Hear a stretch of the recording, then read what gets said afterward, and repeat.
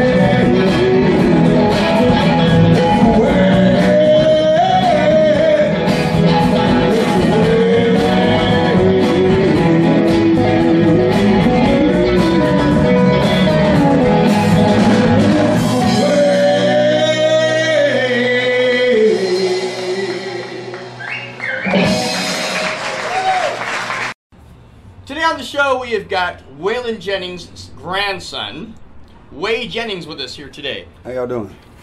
Rock and roll, man. Rock and roll, yeah. I got to tell you something. Beyond any doubt whatsoever, not even that much, since I was a little bitty boy, your grandfather was beyond a doubt my favorite country music singer ever. Oh, that's great. And to this day, you know, I've got some other ones I like that are, you know, that because they're still with us, you know, that are out there that I love, like Toby Keith and, you know, certain people. But nobody, absolutely nobody, sounds like Waylon Jennings. I'm going to Shreveport and down to New Orleans.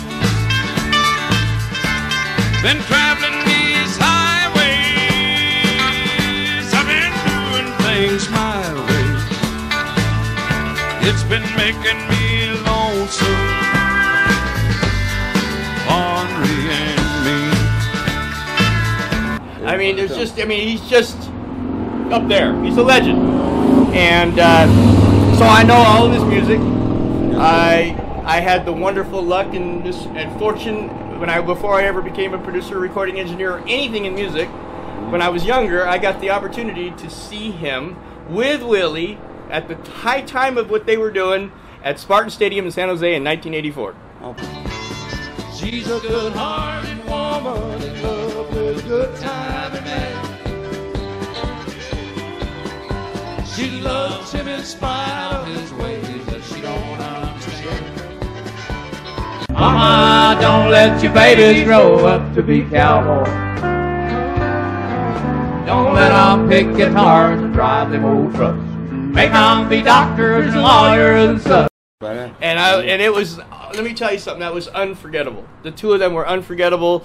Each one did their own show, then they got together on stage and did their thing, you know, and it was outdoors, and I'll never forget it.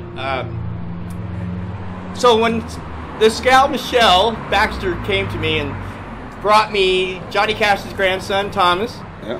and then next thing I know, I turn around 5 minutes later, I just met this girl, and she says, I got somebody else for you. How about Waylon Jennings' grandson? I'm like, what is this? What is this? You know, I mean, I love Johnny Cash. I met Johnny Cash and saw him perform in San Jose also when I was young at a big bar called, I think it was called the Saddle Rack, if I remember correctly. And he had his wife and the whole thing, you know. And so I mean, all of a sudden here you are, all these years later, and you're sitting with these people's grandson, right? And so first thing I did when she came to me, and she apparently came to me through another friend of mine named Shar, who was a guy in LA that I know real well, who put us, I finally found out who put us all together. And so anyway, so it's just, the whole thing is kind of strange that the way it's come together. I'll just go here. What I would like to know is, back in the day, when your grandfather was at his prime, Willie Nelson was at his prime, I happen to know that there was some porch-sitting writing-a-thons that these guys would sing on the porches. Were you there?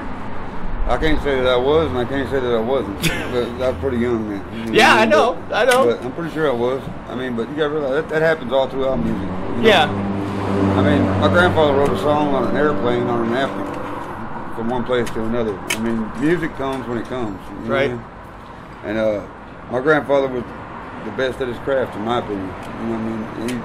When he saw a reason to write a song, he wrote it. You know? Right.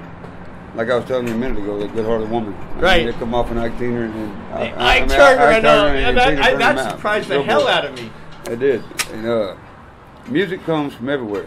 I mean, somebody could write a song about this bush right here and make you cry about it. You know what I mean? Oh, absolutely. I mean, and it's a privilege to be able to do what I do, and it's an honor to be able to do what I do. But mostly it's just fun, you know? Well, you know, I remember what I was about to say a minute ago, and that was that when I saw you, because when Michelle came to me, I saw both of them, right? I went first I saw Thomas, and then I saw you. Yeah. It constantly amazes me, the genetics, because I saw the same thing with my friend now, he's my friend Steve Rogers, and his father Paul Rogers, and you and Thomas, you're not exact, but it's uncanny. But you hear it. You actually, And Thomas said he doesn't hear it, but he says everybody else does. See, I don't either. That's the thing about it. You don't hear it? Is I hear my voice, and I see where the similarities are. You know what I mean? I do see where the similarities are, but I see more of the differences than the similarities. Does that make sense? Well, of course, you're looking for it. Well, probably. You're looking for it. Yeah. You know, I mean, but it's in. You know, I think Steve Rogers said it right when I said it to him. He said, we have similar tone. And, you know, I kind of questioned that. And then when I thought about it, it is what it is. It's a tone. It's the same tone. Yeah. It is an intonation. It's a sound that comes out and you go, Waylon Jennings. Different interpretations of a tone. Yeah, because when you sing, you don't do exactly what he did. You're singing his song, but you're not. It's not exactly what he did. He does this growl thing in his voice. You don't do the growl thing, you know. But if you close your eyes, though, I mean, you hear it. I mean, yeah. Like I said, Waylon was my favorite. Yeah. So I hear it, and I that's what I did with Thomas. Yeah. I closed my eyes and I heard Johnny Cash. Yeah. I was like, I did too. I see where you come with that. See that? You can hear it on somebody else. First time I heard Thomas Gabriel sing, it was like uncanny. Man, it really was.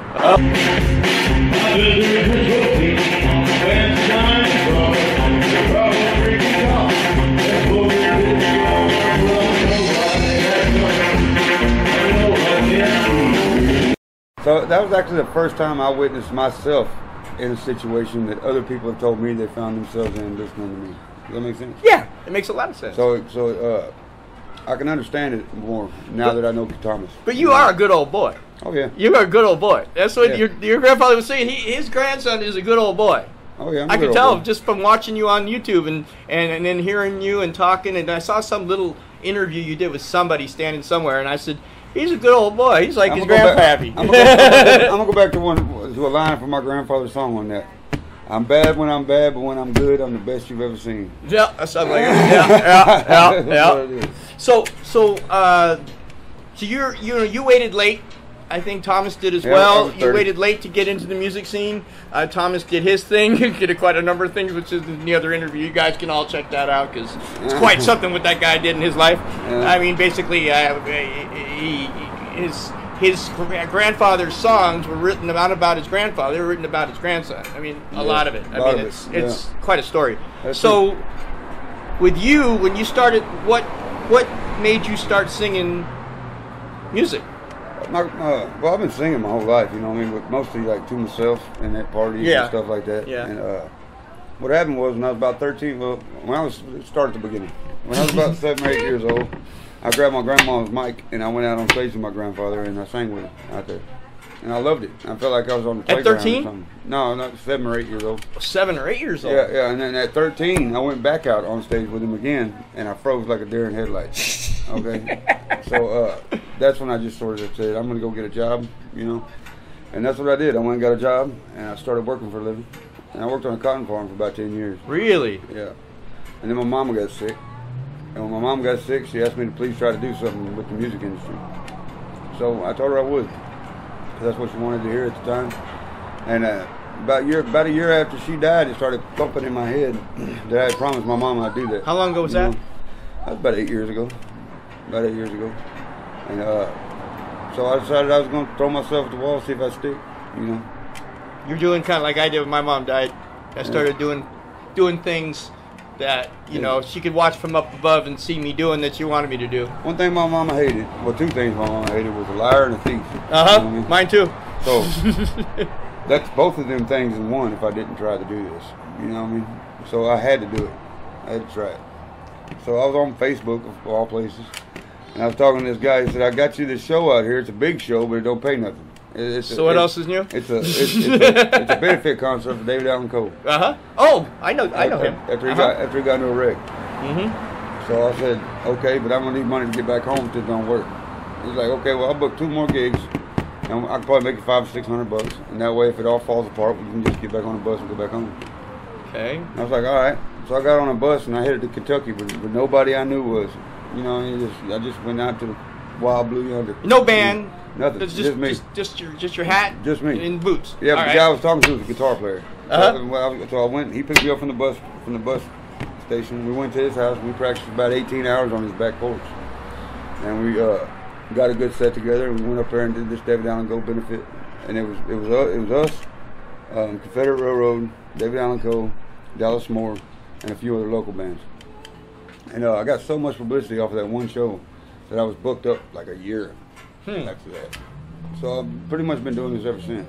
You know what I mean? And I thank God my mama asked me to do this. That's right. Because if it wouldn't been for a promise I made my mama, I'd never even tried this. Wow. I'd still be working on a cotton farm today. Wow, that's something else. Yeah. You'd think that you think that having Waylon Jennings as a grandfather, you're in the music business basically. Your family is in the music business. That you'd just be like bugging him. No. Let me out. The one thing my grandfather did was he wanted us all to be ourselves, you know. Uh-huh. And he wanted us to do what we thought was right. So you did whatever you. And I didn't think it was right for me to try to take what he had built and grown on and try to try to just take that and run with it. You know what I mean? If I didn't believe I was good enough to do this, I wouldn't be doing this right now. You know what I mean? You checked it out and found out you were. Yeah, exactly. That's right. Thank God you did that. Well, sometimes. Let's put Well, that. I mean, just thank God you did that. Your mama, when she died, she might have done this shit. You know what I mean? Yeah. She might have. I believe in that kind of stuff. Yeah. She could have set this up. Yeah. Oh, she did. She definitely did. You'd be sleeping one night, and, you felt this thump in your butt, and you wonder, what was that? You know what it was? Yeah. I tell you what, my mama's still my guardian angel. I know that. I mean, one thing I do believe is when my mama died, I was sitting right there when she took her last breath. And I felt her soul go through me. I mean, I felt it.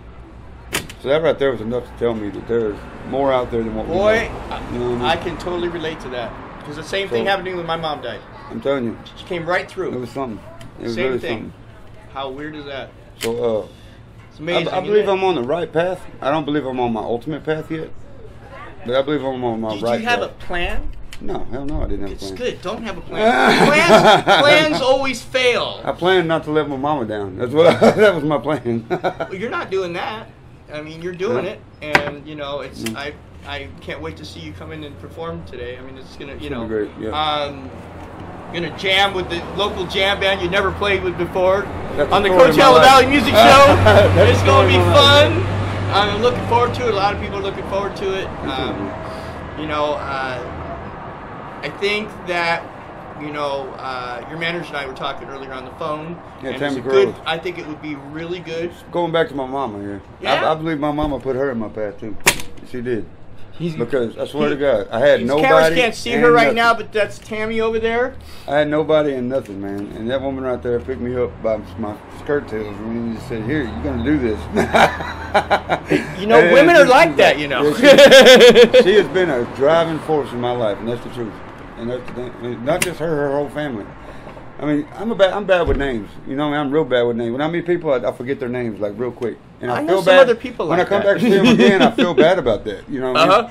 But it was like when I met Tammy and I met her entire family, her whole family. I mean, her cousins, her uncles, everything. I can remember every one of their names. That you remember. I remember every one of their names, and that is not by accident. So if Clint Eastwood walks by, you won't recognize him? Well, It can't be that bad. I know somebody like this. I know somebody. In this business, you meet hundreds of people a day. You know, okay? Sure you do. I mean, I remember some of their names, and I don't remember some of their names. Right. But when I went out there and I did concert in the caves with Tammy that she was putting on out there in Pennsylvania, everybody I met there that was related to her. Now there was a lot of people that I met that wasn't related to her. Right. I don't remember none of their names. But everybody I met through her and her family, I remember every one of their names. Interesting. That was strange to me. Okay, so I'm going to ask you I have one other question that I don't want to forget. What was it like when you were young and you were around the shows and you were all around Waylon and all that's going on, and I know there was Willie and Waylon and this and that. What was it like? It was like life, because I didn't know that there was Willie and Waylon and all that stuff. I didn't know who my grandfather was like big time was until I was like well into my teenage years, you know. Really? Yeah, I knew that he had a life, but they kept me away from that. We were kids, you know. My grandfather respected childhood like more than anything. Right. Okay. When he wanted to know a true answer to a question, he would ask a child. because they wouldn't have no way. no, they wouldn't lie to him. There's you know? there were no sides or no motives, But I wouldn't say that my childhood was any different than anybody else's childhood. You know what I mean? Yeah, we had a little bit fancier stuff here and there that we messed around with for a while. You know what I mean? But for the most part, he kept the evil away from us, and he poured all the good into us. You know what I mean? I mean, my grandfather was a big kid. You know what I mean? Big kid. He was. He missed childhood more than anything. I guarantee it. Huh? And he just loves kids. He loved kids his whole life. I mean, and to the point. I mean, when he finally got off drugs and he finally straightened his life up and started going, that first thing he did was he recorded a children's album, and he wanted the purity of a child. Right. You know what I mean? Right. That's what he missed the most. You know what I mean? And that's honorable to me. So he was a good granddaddy. Yeah, he was a great granddaddy. He was a good granddaddy. Okay. I mean, like we was at the airport one time. He showed up and he had this little slot machines in his hands like this. And he handed one to my brother and one to me. He said, "And here's a bunch of quarters." That's as close as you're getting to it. I mean, that's as close as you're going to get to it. That's as close as you're going to get to it because you're not touching it. I mean, my grandfather, what I feel bad about the most is my grandfather, because every time he tried to surprise me, I kind of spoiled it for him. You know what I mean?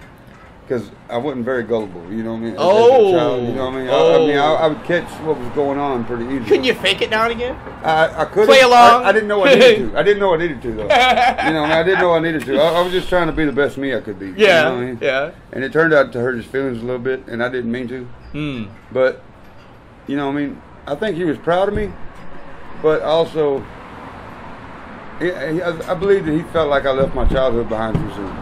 You know what I mean? That would be understandable. I wanted to know what was going on in this world. Yeah. You know what I mean? I've always wanted to know that. I've never not wanted to know that. I mean, I wanted to know everything I could know. Do you have regrets? Huh? Do you have regrets? Yeah, knowing everything I could know. You wish you would have known less, you mean? Yeah, ignorance is bliss. Ignorance is bliss. That's what my mother used to say. My mother used to say, ignorance is bliss. Yeah, ignorance is bliss. They're the happiest people around. Exactly. Yeah, if you know too much, and it gets in the way. I found that out when I started studying on the Bible a little bit, man. Because now, when you're ignorant, you can't be held accountable for nothing. That's right. You know what I mean? That's right. But once you know, that's right. That's it. Once you know, that's now it. you're held accountable. Now you got to, now you got to do the right thing. Yeah. Now you got to do the right thing. Exactly. Right? That's right. Yeah. And I can't do that all the time, so I know I got my sin record going. One last question. All right. Oh, what I was going to say before was your manager, Cammie, who's we were talking about, and I talked about the possibility of putting together a show with the Highwaymen, in which you would replace your grandfather, and Thomas would replace his grandfather, and then Lucas. Willie and Chris. Yeah, we got. If we could get Lucas in on it. You want Lucas in there? And then Chris will go out and have a grandson. It'd be great. Then we'd have the Highway boys, guys. What I'm thinking about, what I'm thinking about this is that okay? Yeah, I would replace my grandfather. Thomas would replace Johnny Cash. Right. But Willie and Chris are both still alive. That's what I said. You keep them. Exactly. And just replace the two, and then as they die, sorry guys, sorry, but you will go eventually. Then you just have all not necessarily grandsons, and Lucas can replace Willie. Right? Lucas is great, man. I've seen Lucas many times. He went from the acid rock, which he did really well, to backing his father. I love the name of his band, man. The Promise of the Real. Yeah, it's real. It's a real thing, man. That is something. Yeah, he just played here recently. It was like a week ago. I was supposed to play the Big Orange Festival with him out there in Florida, out there in Punta Gorda. But he canceled that whole run. He had something else going on. He had something else going on. He had to take care of. He just played here. It was like in the last week. He just played. I'll tell you what. I'm a big fan of Lucas Nelson. Yeah. I really am. Yeah. I'm a big fan of Thomas. He sounds like Willie Nelson, even more higher pitched. Yeah, no, but if you look at him and like if you look up the video that he did for that song, Don't Lose Your Soul. It's a song called Don't Lose Your Soul. If you look at him. He's got the whole Willie Nelson voice. He does. It's actually the Lucas Nelson voice. Oh, yeah. But his look, he looks a lot like Waylon. He has... I'll look at him again. He does. I didn't expect to hear that. That was good. That's what I felt when I seen that video. It's Waylon Jennings doing Willie Nelson. No. It's Lucas Nelson doing Lucas Nelson. Doing Lucas Nelson looking like Waylon Jennings. But the thing is, his whole style that he had, the way he moved around and the way his hair was and his beard and all that stuff. He had the whole Waylon vibe going, you know what I mean? But he had the whole Willie thing. Vocally, I mean, he sounds like Willie. Any one of us children of legends, we're always going to feel like people are putting us against them, you know what I mean? But that's the feeling. All we're really doing is us. Yeah. You know what I mean? It's a feeling. All we're really doing is us.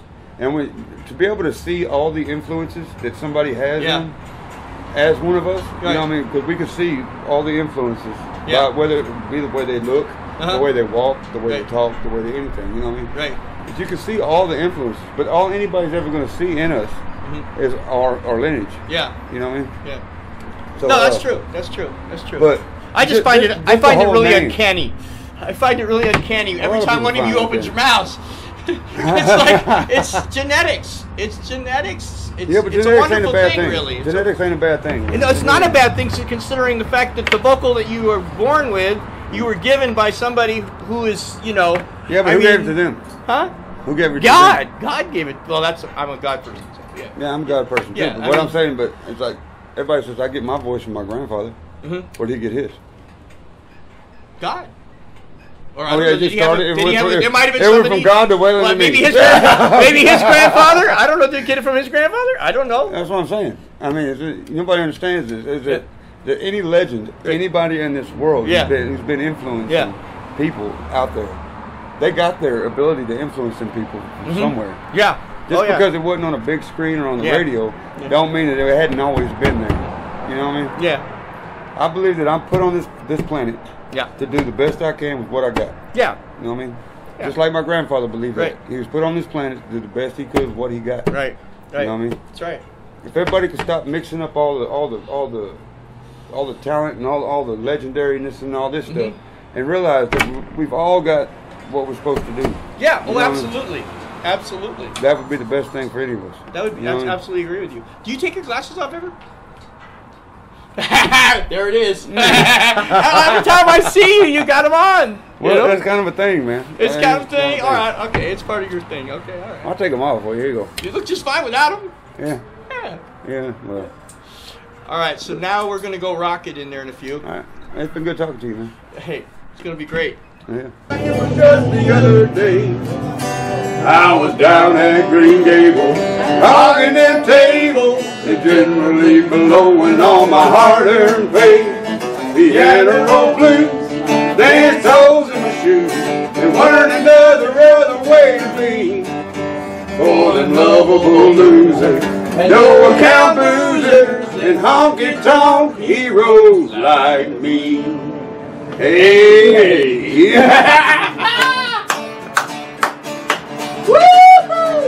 Where does it go? The good Lord only knows. Yeah, my head was just the other day. I was down at Green Gables, 100 tables, and generally blowing all of my hard-earned pay. That's it. He had a road blues, and his holes in my shoes. There was another other way to be. I'm a lousy singer, but I can sing that song. No loser and honky-tonk heroes like me.